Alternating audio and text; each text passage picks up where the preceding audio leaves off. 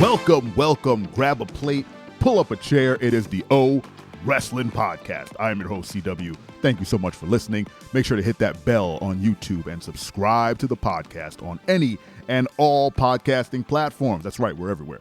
Make sure to tell a friend or two about the show.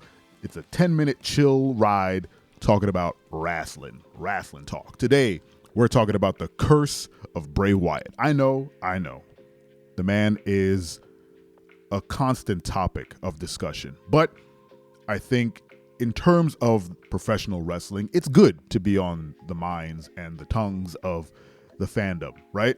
I think Bray Wyatt is an excellent wrestler. I think he's a great talent. I think he has a great mind for the business, or at least he can contort and twist the wrestling business to what he wants, right? In a world where stuff like The Undertaker doesn't really fly anymore. Like if you watch old vids of The Undertaker, like his debut and kind of all the crazy stuff he used to do, it was in a time where you can kind of get away with that. There was no internet. People really thought he was a dead dude. Like, I mean, you know, we're all dumb. We're all dumb people who want to believe. And yeah, people thought it was a dead guy walking around with supernatural powers. But in today's more cynical age, it's kind of hard to pull that off. But Bray Wyatt does. He does it in a very intriguing and interesting way, right? Flowers for Bray Wyatt, right? I do like him. And I'm waiting for his character to be released in WWE 2K23 so I can actually use him. I never played 2K20 because it was a trash heap. And I want to use Bray Wyatt in the game.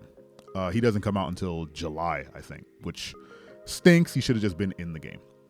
Again, another curse of Bray Wyatt. He's DLC and not part of the main roster. But all that being said, flowers for Wyatt. He's great. There is a curse on that dude, honestly. People say that whenever someone walks into a feud or any sort of angle or program with Bray Wyatt, they come out worse than when they went in, right? No one gets over except Bray Wyatt in a Bray Wyatt program. Recently, I should say. Because when he was the Eater of Worlds, everybody got over on him. I mean, the man couldn't stack a win. You know, like they would book him in matches where you're like, no, he's going over. He's going to win. And he would lose. And you're like, well, what was the point of the whole program? He talked such a big game and then they made him lose. Again, that was probably a no chance situation. I don't know. Specifically when he faced The Undertaker, I think everyone was like, well, good. Taker's going to pass the torch to the new generation of supernatural wrestlers. There's rarely a lot, and the ones that kind of stick around are, you know, the ones who are attractions, they're draws, you know, and I think Bray Wyatt was very much poised to be the next incarnation of the, you know, quote unquote Undertaker attraction, where he kind of exists in his own bubble, the same way Kane and Undertaker sort of existed in their own weird supernatural bubble away from everybody else. But yeah, he lost that match too. And I don't know what happened in the interim, but when he came back as The Fiend, which again, when that debuted, what a fantastic gimmick. Oh my goodness. The idea of an alter ego of, you know, this kind of shell of a person who was Bray Wyatt, who was very happy and putting on a brave face, but then all the feelings that he locked up became a whole different personality that would, you know, trash people. What a great angle. I mean, talk about, you know, using your supernatural stuff and kind of framing it in a very real condition. You know, that's a thing that people do. The execution was, you know, not great. There's no reason that the lights should be red when he comes out. He should just be a guy, you know, but whatever. It was all to sell. It's a carnival. They're there to sell a product. But when he came back as The Fiend, I don't know what, like, did he sell his soul to a weird mask in a carnival somewhere? But everyone that he gets into a program with just gets absolutely buried. Let's go down the list. I think one person who came out unscathed a bit was Randy Orton, because he is a legend. He is, let's be honest, Randy Orton is one of the best to ever do it. He came out of that a little bit of stink on him, but again, he's Randy Orton. He can walk away from anything and be cool because he's friggin' Randy. Alexa Bliss, she went into a program with Bray Wyatt as like a Sister Abigail proxy or whatever, his own personal Harley Quinn. And when he was fired, she was left to pick up the pieces of that angle, and she did her best as Alexa Bliss always does. And to this day, she's still trying to crawl out from underneath that angle. She just can't get any momentum. She took some time off for, I think, health reasons, and she was on The Masked Singer. So when she comes back post WrestleMania or during WrestleMania, who knows? Hopefully, she's kind of shed a lot of the Bray Wyatt stuff off of her. But again, she lost her match to Bianca in the Royal Rumble easily. There was no like contesting it. She's still kind of holding on to that Lily and Uncle Howdy stuff. She's still tethered to this stuff that's not getting her over at all. LA Knight, he went into that program with Bray Wyatt when he returned and did, I would say, 95% of the work to sell that angle. He came out every week as a human person with a microphone and cut promos and did his job and looked terrified and got beat up backstage, and he made the most of it. Look, go back and watch LA Knight's performance during that entire angle.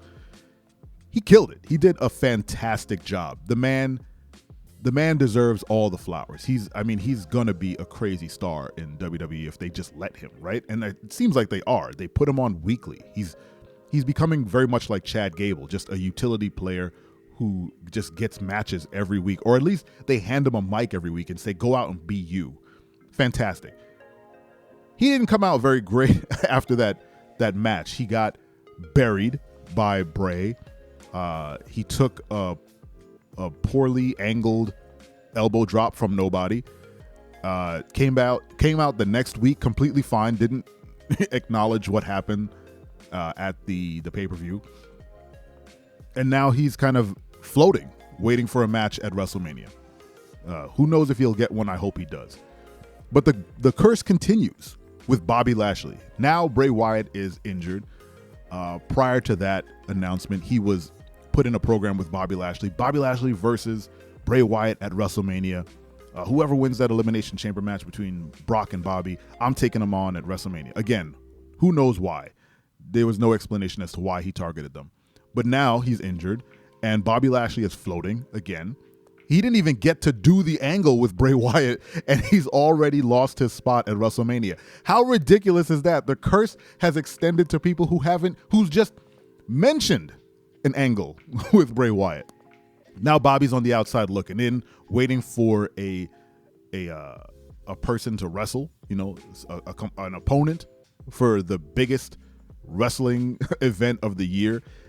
And, Bray Wyatt's nowhere to be found. The last thing Bobby did was put a hurtin' on Uncle Howdy, who is a character that is still confusingly nebulous and vague, and I have no idea what their motivation is, nor their relation to Bray Wyatt, or it doesn't make sense.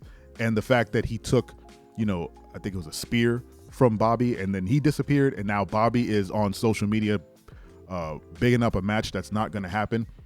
There's rumors that LA Knight might take his spot, and you know what? Good. I hope Bobby Lashley and LA Knight get a WrestleMania spot. Now, Bobby's going to definitely squash his ass, but I guess if you get squashed on WrestleMania, it's better than not being at WrestleMania at all. So I hope for the best for those two and anyone else who gets in a program with Bray Wyatt. Hopefully, when he comes back from this injury, he's a wrestler. I want him to wrestle in WWE instead of just be spooky and then bury everyone that comes in contact. What do you think of the Bray Wyatt curse? Let me know in the comments. Are you a fan? I hope you are. Thanks for listening, and don't you ever forget. I'm your friend, but if I ever see you in the ring, I can beat you. Don't you know? Yeah, yeah, yeah.